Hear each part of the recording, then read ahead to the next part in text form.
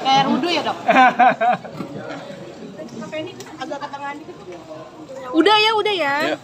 Oke ya. Oke. Ya.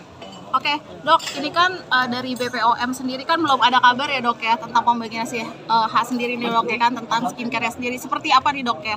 Ya, kalau setahu saya BPOM udah mulai bergerak ya, untuk meninvestigasi ini karena mereka pun juga tidak bisa sembarangan untuk dalam bertindak.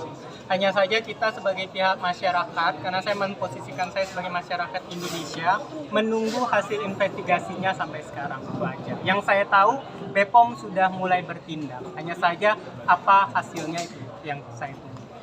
Dok, ini kan edukasi kan selalu ya dok ya terus bergulir nih. Tapi kan masyarakat tetap nih dok ya kan memakai skincare yang murah gitu lah ya kan dok ya. Nah seperti apa sih dok ya edukasi yang akan diberikan kepada masyarakat supaya mereka itu mengerti dok? Benar. Kita juga tidak bisa menyalahkan masyarakat sepenuhnya ya, karena terkadang masyarakatnya pun juga tidak teredukasi. Karena mereka taunya, karena dipikirnya ada sosok owner si A, nggak mungkinlah dia mau menyakiti, merusak kulit orang dan lain-lain dengan iming-iming orangnya terpercaya. Jadi dia yakin produk yang dia jual atau dia beli itu produknya aman. Padahal mungkin yang dia terima itu produknya polosan, racikan yang dijual bebas, produk obat-obatan yang dijual bebas, seperti itu. Dia tahu ini mungkin tidak aman dari segi labelnya, tapi dia pikir karena ownernya ini terpercaya, jadinya dianya termanipulasi sehingga dia mau aja pakai seperti itu. Makanya dari itu saya khususnya sebagai tenaga kesehatan yang mengerti, dan saya ini juga saya mengertilah di bisnis ini karena saya juga punya brand untuk yang memang di dunia skincare ini. Jadi saya udah tahu nih modus-modus orang bisa berkelit-kelitnya ataupun bagaimana menyalahgunakan semua kayak obat-obatan tadi, sehingga ini harus terus digencarkan edukasi. Mungkin waktu itu edukasinya cuma segelintir orang, sekarang bagaimana pihak BPOM ataupun pihak pemerintah ataupun pihak tenaga kesehatan ataupun influencer kesehatan ataupun kecantikan, yuk kita bersama-sama satu suara untuk terus menyuarakan ini sehingga orang yang belum teredukasi menjadi lebih teredukasi. Sehingga tadi yang dikatakan sama dokter-dokter sejawat yang lain, demand itu apa? Niat dan minat untuk orang membutuhkan krim yang seperti ini tuh turun. Nah, kita juga edukasi. Kalau seandainya bisa menggunakan obat itu 2 minggu udah ada hasilnya, nah bisa kok ini dengan 1 bulan atau 2 bulan ada hasilnya sama dengan yang seperti yang 2 minggu itu, hanya butuh sabar aja, yang penting tidak buat ketergantungan. Dok, update sedikit dong tentang Kadekper sendiri saat ini kan Fadel juga sudah memenuhi panggilan dari pihak kepolisian gitu. Udah datang hari ini? Udah datang tadi? Udah datang. Saya itu rencana sudah ini mau ke sana. Saya mau bawain goodie bag buat Fadel, bening skincare udah saya siapin. Biar tetap glow up. Ya itu. Enggak, bukan biar sehat aja kulitnya.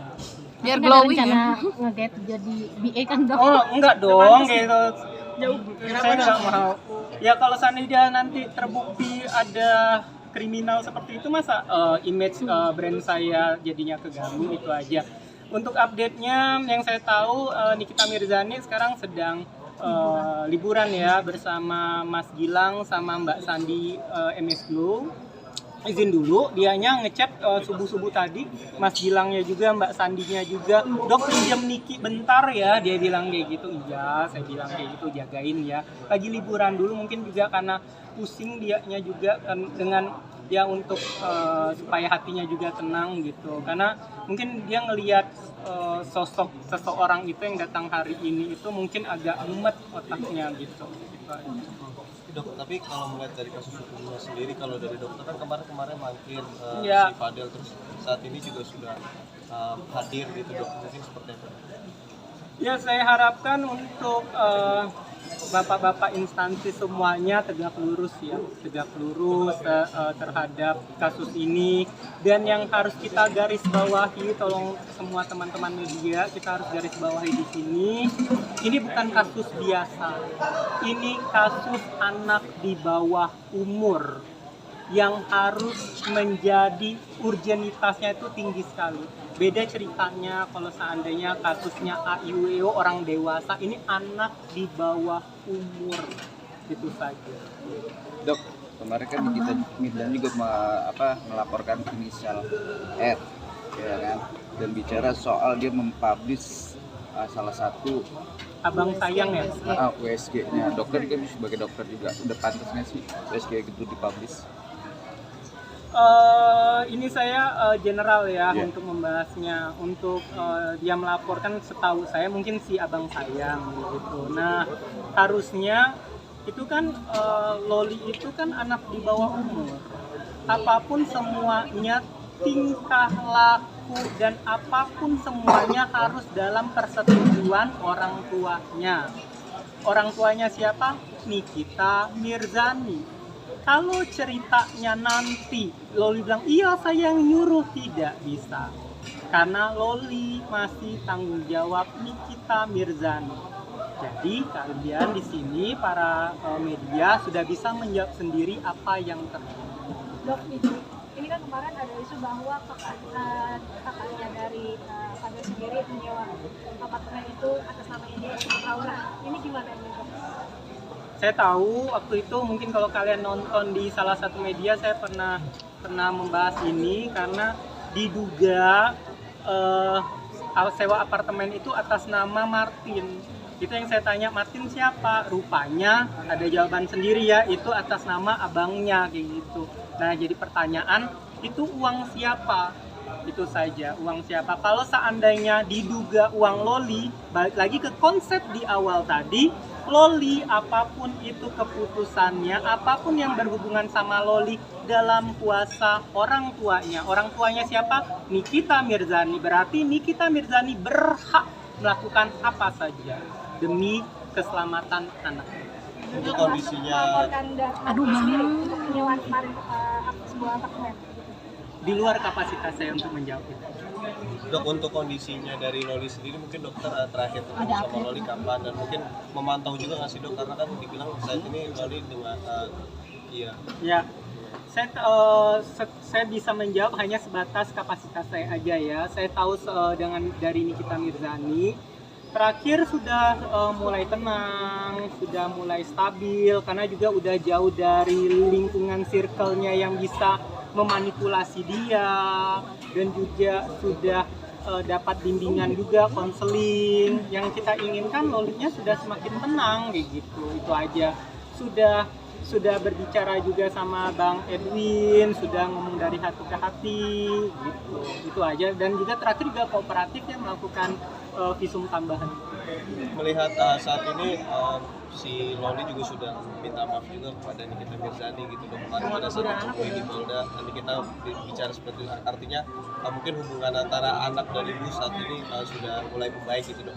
Melihatnya seperti apa dok? Itu yang saya bilang, mau gimana pun, mau sampai mati pun nanti, ibu dan anak itu tidak akan pernah terpisahkan karena ada hubungan darah. Tidak ada mantan ibu, tidak ada mantan anak. Maka dari itu kita menginginkan dari pihak keluarga pastinya menginginkan ya ini menjadi sebuah tutup bukunya mereka, menjalin hubungan kembali lebih baik lagi. Karena yang saya tahu sebelum kejadian seperti ini, Laura itu anak yang baik sekali, anak yang sopan sekali. Kalian bisa melihat dari YouTube-nya Nikita Mirzani ya, dia itu anak baik sekali, hormat dengan aminya dan dengan miminya, kalau dia manggilnya mimi gitu.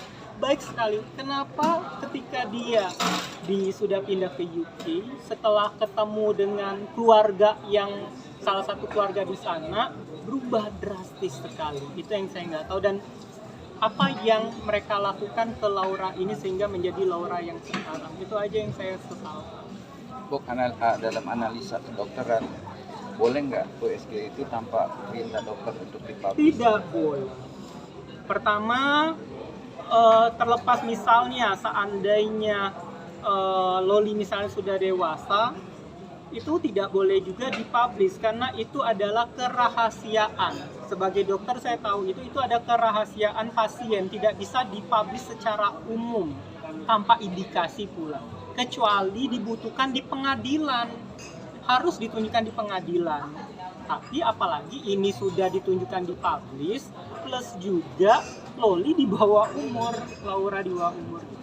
Jadi udah pas ya dan pantas untuk dilaporkan dengan ada Iya dong, pasal-pasal tapi ya, Pak? kalau seandainya abang bilang itu suruhannya Fadel dan Fadel mengiyakan, berarti Fadel bersiap-siap menjadi tempat buangan limpahan masalah nih gitu. Kalau Fadel, saya bilang di sini, Fadel kalau bukan kamu yang nyuruh, lebih baik kamu bilang bukan kamu yang nyuruh daripada kamu yang kena tambahan pasal loh gitu. Jangan sampai kamu nggak ngerti apa-apa, kamu masih belum tahu tentang ini, iya aja, nanti jadinya kamu yang bermasalah. Kalau tidak katakan tidak, iya katakan iya, itu saja.